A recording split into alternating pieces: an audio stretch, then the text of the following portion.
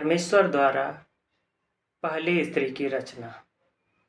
आप उत्पत्ति दूसरा अध्याय और उसका वचन 18 में आप इस उद्धरण को पढ़ सकते हैं, जहाँ पर परमेश्वर घोषणा करता है कि वह आदम के लिए एक सहायक बनाएगा जो उससे मिलता जुलता रहेगा।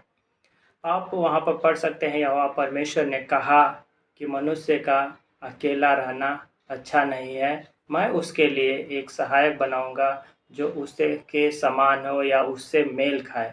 मनुष्य का अकेला रहना अच्छा नहीं है। पहली बार परमेश्वर ने देखा कि जो अच्छा नहीं था मनुष्य का अकेलापन।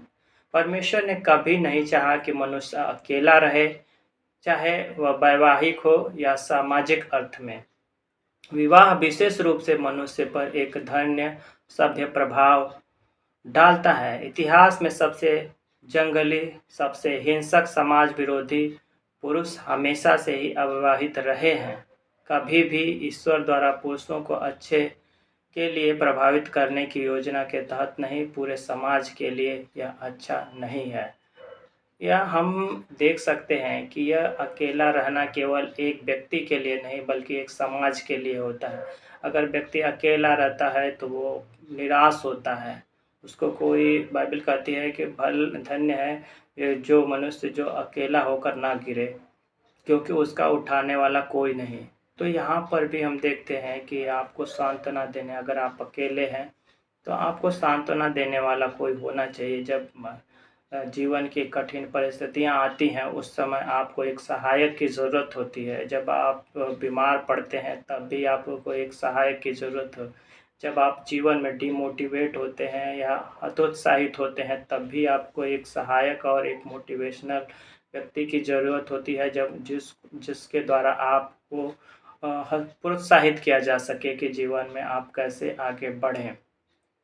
तो यहाँ पर परमेश्वर भी इसी तरह का एक सहायक उत्पन्न करने के लिए बोलता है, जहाँ पे वो चाहता है कि मनुष्य का अकेला देखता है कि मनुष्य का अकेला रहना अच्छा नहीं है, मैं उसके लिए एक सहायक बनाऊंगा जो उसके समान हो। आदम के इस साथी को बनाने के पीछे परमेश्वर की योजना यह थी कि आदम के समान एक सहायक बनाया जाए।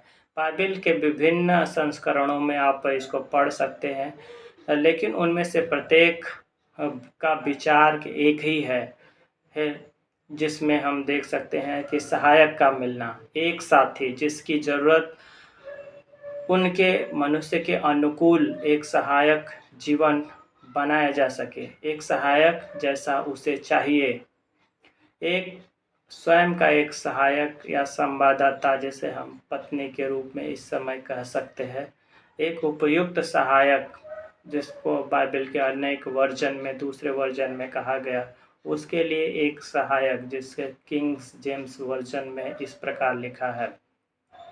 विवाह के संबंध में कई विचार हैं। परमेश्वर ने स्त्री को पुरुष के लिए बिल्कुल उपयुक्त सहायक होने के लिए बनाए। इसका मतलब यह है कि परमेश्वर ने आदम को योजना और एजेंडा दिया और वह स्त्री और आदम मिलकर इसे पूरा करने के लिए काम करते हैं।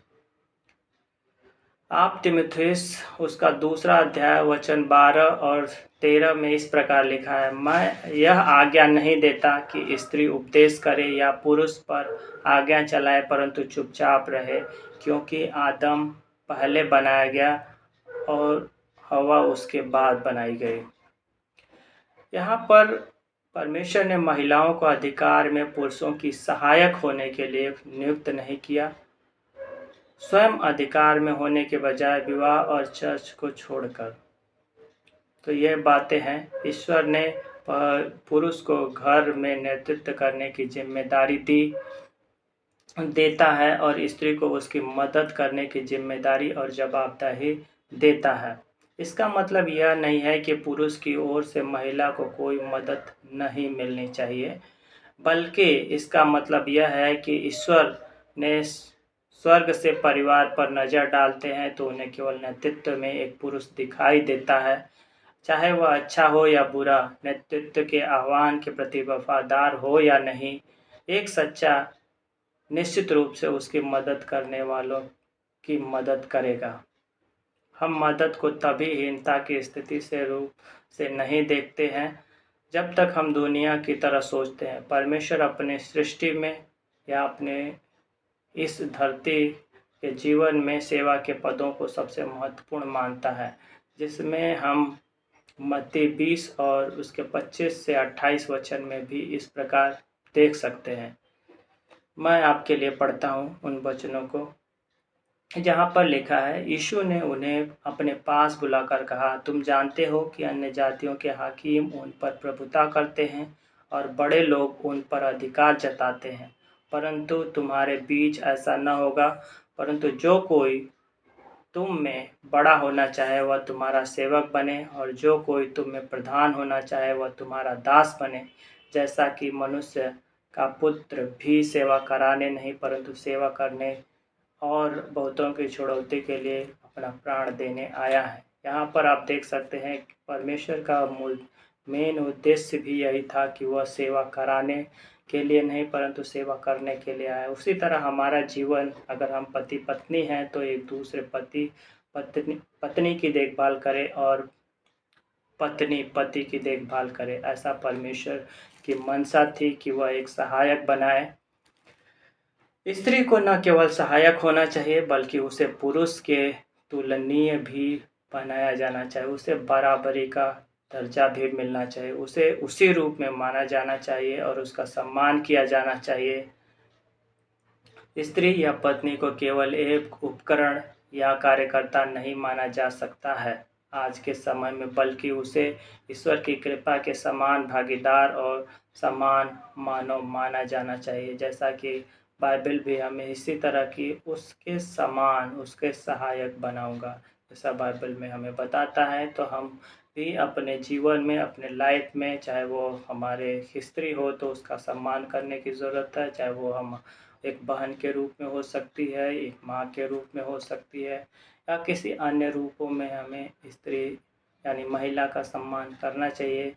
और महिलाओं को भी चाहिए कि वह अपने पति के रूप में या एक बेटी के रूप में या फिर एक बहू के रूप में घर वालों का सम्मान करें और उनकी सेवाएं करें। खास करके विशेष रूप से यहाँ पर बाइबल बताती है कि वह अपने पति की सेवा या अर्थात सहायता करने के लिए रची गई है, तो उसको इस बात का ध्यान रखना चाहिए। मैं आग्रह करता हूँ स्त्रियों से भी कि ज़रूर इन बातों को परमेश्वर के द्वारा बताए गए रास्तों पर चलें, और ताकि परमेश्वर की आशीष आपके जीवन में हो, आप खुशहाल रहें। परमेश्वर आपको इन बातों के लिए आशीष करे। Thank you. जय मसीह की।